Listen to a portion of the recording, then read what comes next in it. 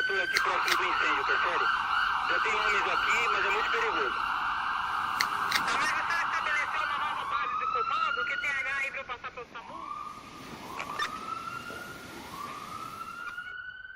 Eu tava em casa, eu não tinha nem ligado a televisão, eu coloquei o rádio para escutar, assim, aí escutei no rádio que tinha pegado fogo na Lemoa, do outro lado. Mas aí, tipo, sabe como tu não se liga?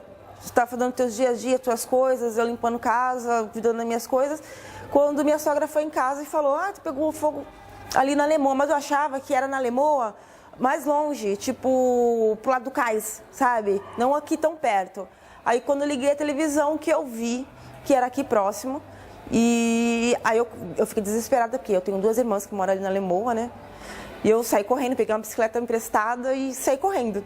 Eu soube do incêndio através da escola do meu filho, que me ligou, que pediu para a gente recuar, retirar as crianças com urgência de lá, que ele estuda em frente a um incêndio ali, né? Na creche Sorriso de Criança. Eu soube do incêndio assim, quer dizer, eu não consegui trabalhar, né? O meu marido que foi buscar de bicicleta, porque não passava carro. E lá da Rádio Clube, eu tenho que pegar um ônibus que me deixa aqui na Nossa Senhora de Fátima, em frente à igrejinha Nossa Senhora de Fátima, para pegar o ônibus do bairro, 101. Quando eu subi no ônibus, de lá da Rádio Clube, eu já vi aquela fumaça negra. Eu passei de ônibus, o nosso ônibus agora ele tem ar-condicionado. Você encostava no vidro assim, tava como se você tivesse em pleno verão, tipo janeirão, sabe? Aquele janeiro que você passava assim, sentia, você via as ondulações do tempo. Eu digo, meu Deus, se tá quente assim, eu dentro do ônibus, como é que essas pessoas que estão ali fora estão aguentando? Tá como se a gente estivesse meio-dia em ponto na praia. Eu trabalhava ali justamente na zona noroeste, perto do incêndio até, quando chegaram os rumores de que estava pegando fogo numa empresa. Aí começou um ligar, outro ligar, onde você está. A minha família de São Paulo, meus familiares de Itanhaém, de São Paulo, começaram a se preocupar porque sabem que a gente mora muito perto dessas indústrias. Eu estava em Minas, eu fui passar um final de semana. Tinha acabado de perder o pai do menino que eu crio, que é meu cunhado, e a gente estava lá. Só que quando começou, que eu vou te falar, o inferno, que isso foi um inferno, que começaram a me ligar. Eu passei 3 dias sem dormir. Ligando para a prefeitura, ligando para os órgãos competentes, e ninguém sabia me dar uma solução. E nós vimos vindo de São Paulo. Quando nós entramos no começo da descida da Imigrantes, né, nós vimos aquela fumaça preta lá em cima. Né? Eu até pensei, falei, nossa, em Santos deve estar chovendo demais. Né? E aí passou aquela fumaça preta, deu aquela clareada, mais um pouco de fumaça preta. Aí quando deu aquela clareada que nós conseguimos ver a Baixada Santista, lá do Alto da Serra, nós vimos que essa fumaça preta estava vindo de lá perto do porto. Né? Eu falei, nossa gente, olha, está acontecendo algum incêndio em Santos. Né? O comentário do carro estava cheio de pessoas que estavam junto comigo, né? Está acontecendo algum incêndio em Santos e está vindo para cá a puma de poluição, né? Aí nós começamos a descer a serra e observar e ver. Né? Quando nós chegamos ali no cruzamento de Cubatão, que você atravessa aquela ponte, né, espraiada, né? Para pegar Cubatão e Anchieta, não estava proibido, o tráfego já tinha sido proibido, só por São Vicente, mas só que estava o trânsito tão lento, nós ficamos parados em mais ou menos 1 hora, né? Então nós víamos a fumaça, né? Não foi no primeiro dia isso. A fumaça subindo, né, virando a curva para o lado de Cubatão e subindo a serra. Nós fomos surpreendidos de uma maneira desagradável por uma coluna negra no coração da nossa cidade. Isso nos preocupou muito. Era véspera de um feriado de Páscoa. E o que a gente observou?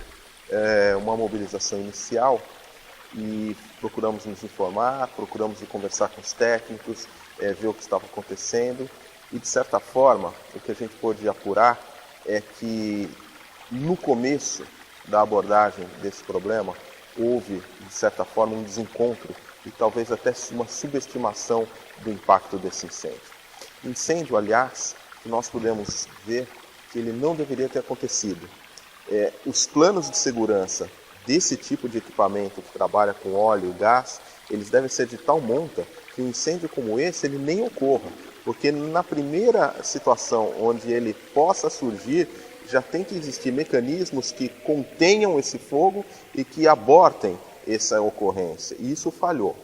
Então, nós acompanhamos a mobilização, depois a gente viu que atingiu uma proporção absolutamente fora de qualquer antecedente, foi uma catástrofe de fato na nossa cidade e na região, com impactos inclusive para o Brasil, porque atingiu o nosso porto e as nossas exportações, as estradas, os caminhões, enfim, sem falar nas questões sociais. Então o que nós fizemos no primeiro momento? Era o momento dos bombeiros atuarem, da contenção do fogo e depois a gente passar para uma situação de apuração.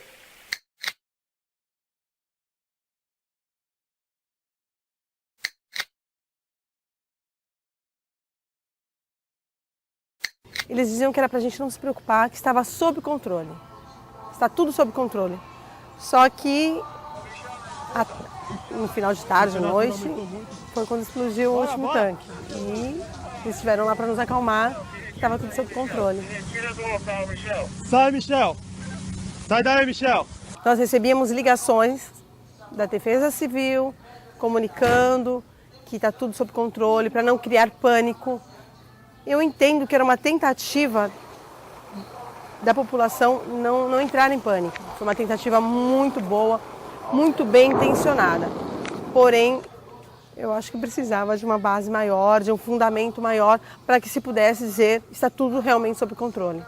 A falta de um planejamento, a falta de uma interlocução entre comunidade e empresas, seja se a Alemoa é reconhecida como uma área industrial, e que envolve todas essas comunidades, como São Manuel, Piratininga, os criadores e Alemoa, essa falta de respeito, essa falta de uma conversa mais franca, mais direta, mais séria, me dá a sensação de impotência, de descaso, reforça todos esses sentimentos, né?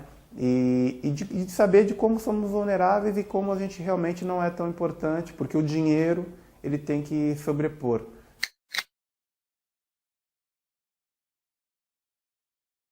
Aqui sempre deu muito peixe deu aqui, Paraty, Tainha, Carapeba, esses peixes, todos os peixes que entra do alto mar para cá, tem todos os peixes, tem muito peixe. Só não é difícil se pegar aqui é cação, mas o resto tem tudo. Tem todos os peixes que entram para cá.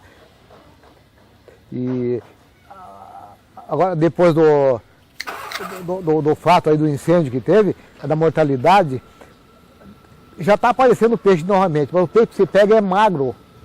Os peixes que tem aí, parece que é peixe magro, peixe que não tem condição nem de se comer. Quem conhece, por exemplo, quanto eu sou de Cananéia. Nasci e saí lá com 17 aninhos.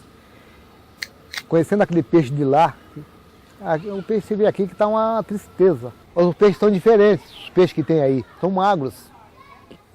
Você não pega um peixe gordo. Por quê? Deve ser devido à poluição, alguma coisa que está errada aí, porque antes o peixe era sempre gordo, sempre o peixe era bom.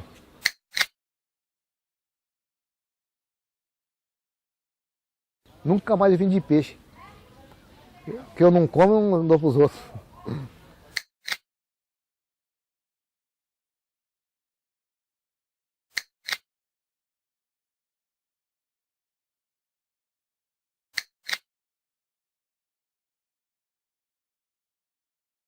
Eu estive numa escola no bairro da Alemoa e nós pudemos conversar com profissionais da área de limpeza daquela escola, falando que aumentou muito o consumo de produtos de limpeza. E a gente via que passava a mão a fuligem, ficava impregnando a sua mão.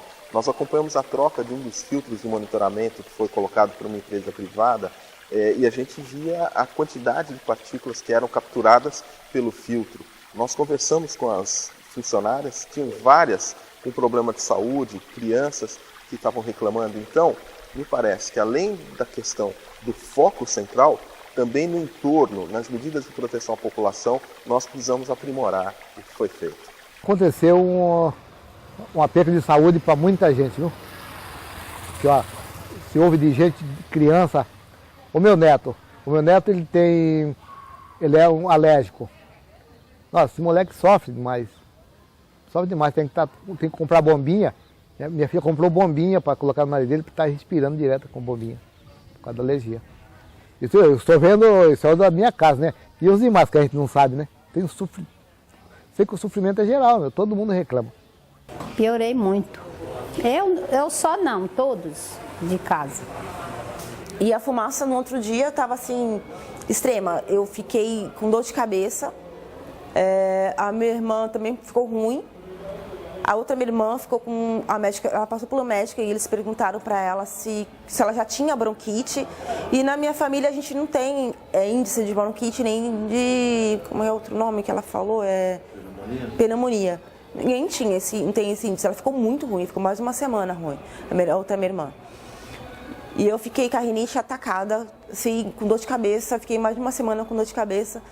E hoje em dia, vira e mexe, eu tenho crise de dor de cabeça. E aí quando fez essa bagunça aí veio pneumonia, veio anemia, veio tuberculose. A tuberculose quase que me levou pro buraco. Até inclusive, quando começa a apanhar sangue pela boca, eu vou no médico pensando que é da tuberculose, ele disse que não é. Disse que não é da tuberculose. E Paulo Barbosa veio aqui, mas ele foi lá na Malvina com medo do fogo. E com 3 dias que começou esse incêndio, eu comecei uma falta de ar. E sentindo aquela falta de ar, assim, apertando assim, não sei nem o que eu não sabia nem falar pro médico o que era que eu tinha, porque parece que estava assim tampando a minha respiração. Nós sabemos que essas doenças todas que está atingindo aqui a maior parte da população aqui de Santos, principalmente nós que moramos próximo ao polo petroquímicos, sabemos que é das químicas que são jogadas no ar aqui constantemente, né? E assim, a gente liga para a CETESP, liga para a prefeitura, mas como nós somos a população, não tem nada, quer dizer, o interesse deles maior foi quando houve aquele incêndio grande, né? Tinha um dia que eu ia para o médico 2 vezes, dia de manhã e de tarde. Porque olha, não dava, era muita agonia, assim, apertando o coração. A gente assim, como quem ia tomar o fôlego, parar a respiração. Aí fiquei todo dia chamando o SAMU para me levar até o pronto-socorro, por causa da bronquite. E as minhas filhas sentiam a mesma coisa, a mesma coisa. Tem uma que está com o pulmão manchado. É preocupante, né? Você sabendo que você pode se acabar a qualquer momento, porque todo mundo sabia que tem uns tanques lá que se o fogo chegasse até ele, nós iríamos todo para o espaço, né? Foi no mínimo 6 tanques que queimaram, né? A princípio, eles dão a notícia de que queimou gasolina, diesel e álcool, né? Nós que trabalhamos na indústria, eu que sou remanescente da indústria, a gente acha que duvida de ter queimado só isso, né? Porque a fumaça foi muito preta. Um incêndio daquele só de combustíveis purificados, a fumaça não seria tão espessa como aquela, né? Então, a quantidade é suficiente de ter sido vamos dizer assim, se fosse só isso, a quantidade de fumaça seria muito menor, né?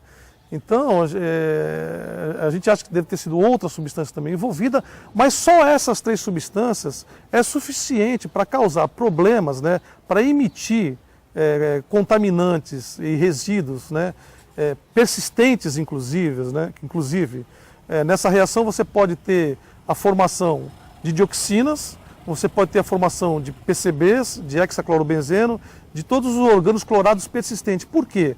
Porque estava sendo combatido o incêndio com água do mar, água com sal, né? A possibilidade de o sal ter reagido naquele contexto, liberado o cloro e reagido com moléculas de carbono e formado componentes mais perigosos do que aqueles que estavam sendo gerados apenas pela queima, é muito grande. É muito grande. Isso acontece normalmente, né? Quando o incêndio é combatido dessa forma, com esses tipos de poluentes, né? A quantidade de álcool queimado, né, e que deve ter gerado aldeídos. Que tipo de aldeído gerou? Será que gerou formaldeído, que é extremamente cancerígeno? É possível ter formado, né, a queima do álcool. Então, queimar combustível é uma coisa a céu aberto, né, é uma coisa extremamente perigosa. Ela queimada no veículo, que é controlado, queimado às vezes num forno, numa caldeira, controlado, ela já causa problema, ela já gera poluentes preocupantes, imagine numa queima dessa sem controle nenhum, né? Então, a condição que foi criada naquele momento, naqueles 10 dias, e depois daqueles 10 dias, né, o material que de uma certa forma precipitou nas regiões, é de se esperar que tenha causado problema para a população e que ao longo do tempo, né, venha a causar problema, né? Porque são problemas, são contaminantes, muitas vezes, naquele tipo de queima, gerou tipo de particulado respirável, né? E esses particulados respiráveis são particulados finos, né? São material particulado fino, que quando você respira ele atravessa direto os alvéolos pulmonares e entra direto na corrente sanguínea, né? E acaba entrando na tua circulação do seu corpo e se depositando em órgãos, né, específicos.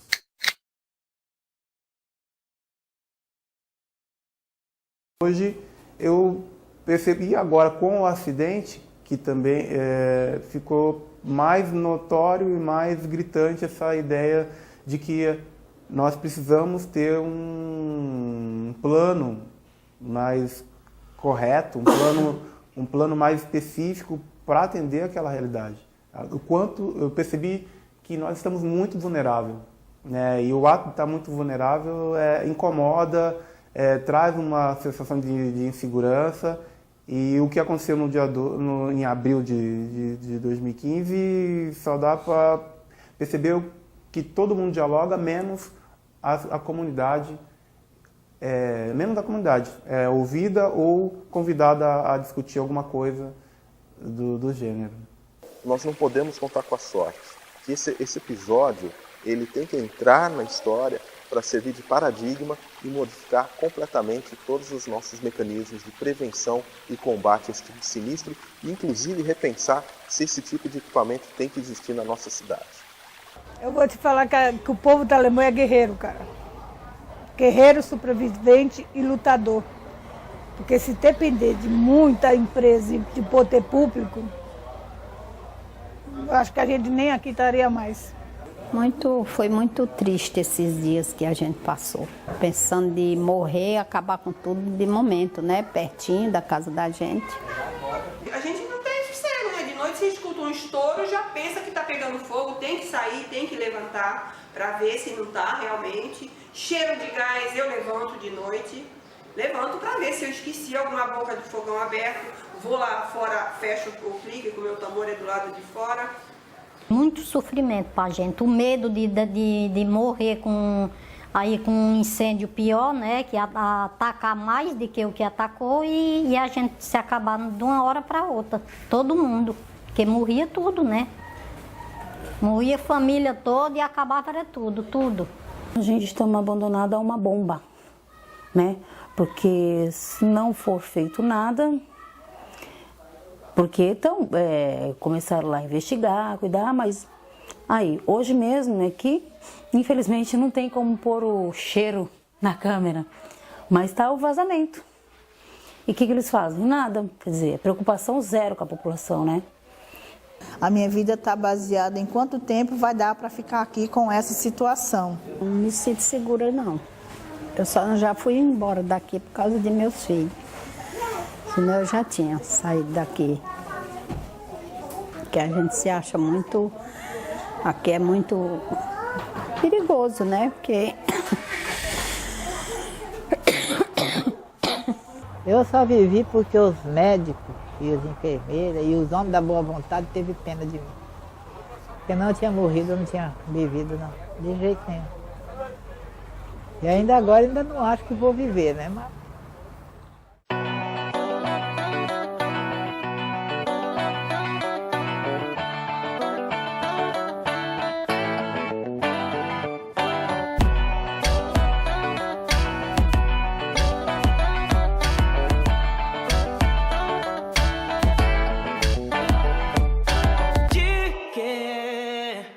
Vai valer a cada hora, se a saúde for embora, nada irá adiantar.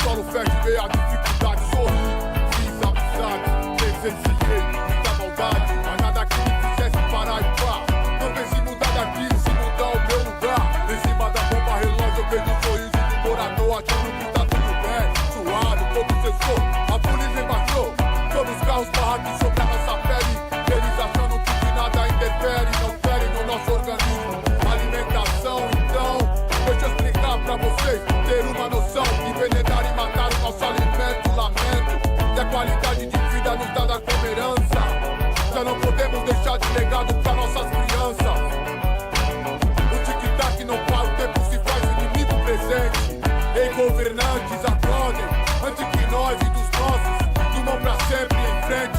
Não posso mais ficar calado, parado, ouvindo que o progresso mora aqui ao lado. Progresso pra quem? Pra nós é insônia, descendo o aquilato de butilho e amônia, amônia.